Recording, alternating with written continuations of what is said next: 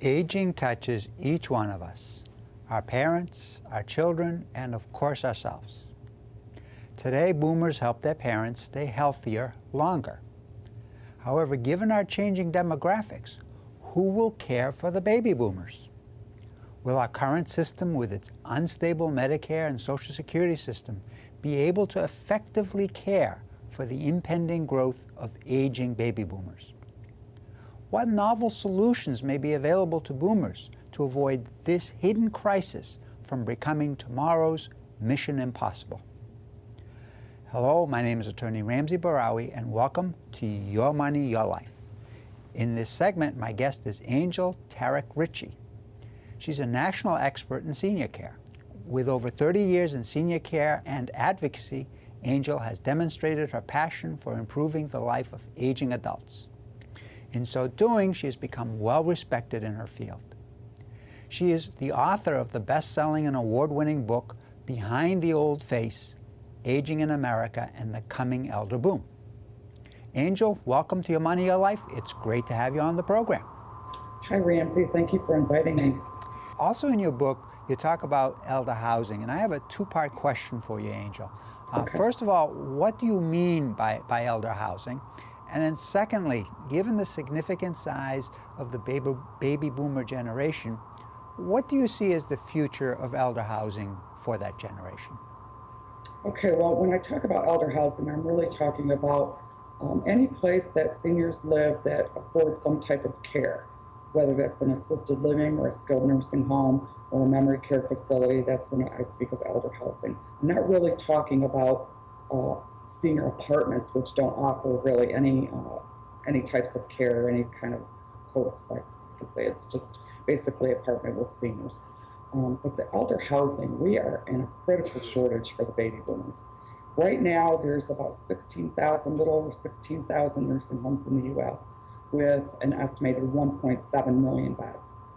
And assisted living, it's harder to get numbers on that because the criteria changes from state to state and what is even considered assisted living. But the estimates in 2010 were there were about 40,000 facilities. So, and it didn't give I couldn't even find a range for the amount of beds, but let's just say, there was 40 beds in each one. So it would be about 3 million beds we have in this country for 78 million baby boomers. And if we look at the statistics of 3/4 of those baby boomers are probably going to need some type of care for an average of 3 years, you could see the shortage we're in. 3 million beds does not add up to, say, even 25 million boomers at a conservative estimate. Now, it's also common knowledge that retirees rely on both Medicare and Social Security as a safety net in their retirement. Going forward, how would you describe the state of Medicare and Social Security as more and more boomers age? In one word, I can say unstable. It's very unstable. We've heard about it, but even like in 2010, the New York Times said that Social Security paid out more than it took in, and they didn't expect that to happen until 2016. So we're already going in the hole, going in the red before they even anticipated that would happen. And baby boomers just started crossing the Social Security threshold, if you want to call it that, just a couple years ago. So we're already in trouble there. It takes 2.8 workers to cover the benefits of one person on Social Security. And in 2 years, 45% of the population is going to be 50 and older. So, you can see where we're headed with that. Medicare, the trust fund will be exhausted by 2024, which is 5 years earlier than they projected. And these estimates came out in 2010. They don't do these studies every year. So, but Medicare is already covering 47.5 million seniors and disabled individuals as of 2011. And we have to understand here, people get Medicare and Medicaid confused, but Medicare is the insurance for persons 65 years and older, but it also is an insurance for disabled people under 65. So it's Medicare disability, but it's the same fund. So, it's not just for seniors. But both of those are unstable. We can't count on those. Do you believe that there has to be an adjustment to the Medicare and also the Social Security system in order to try to make those particular benefits last longer? Well, of course there needs to be adjustments, and I think, right now they're doing a fair job with, there's a lot of fraud going on out there, which is sad that people are taking advantage of an already broken system. But, they're busting people left and right with Medicare fraud and saving millions. So they are working on fixing those costs, but they can't fix the system that we're in. The elder care system has been broken and ineffective for seniors since before I started in 1977. And the government is not going to fix this problem. They can't fix this problem, and it's going to be up to us to create a better aging future for ourselves. We cannot rely on the government anymore.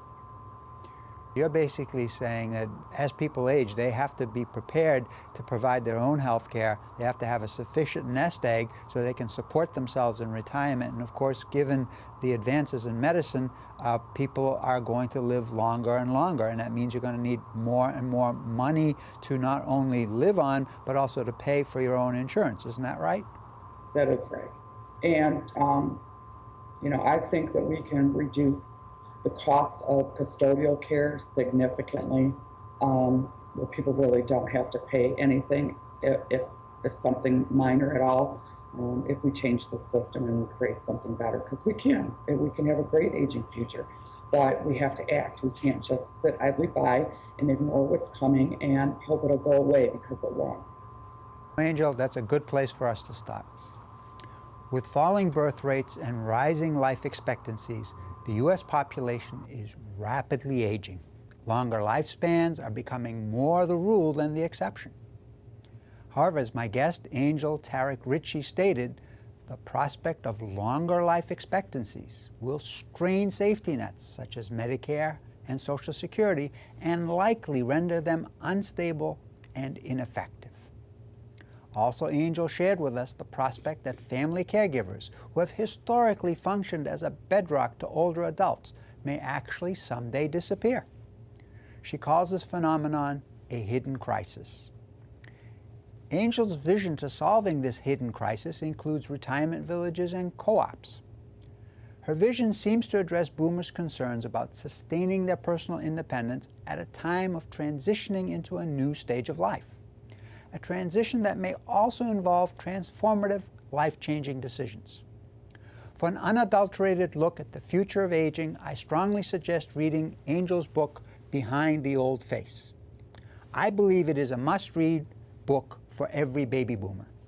In closing, I'd like to thank my guest, Angil Tarach-Ritchey, author of Behind the Old Face, for our participation in this program.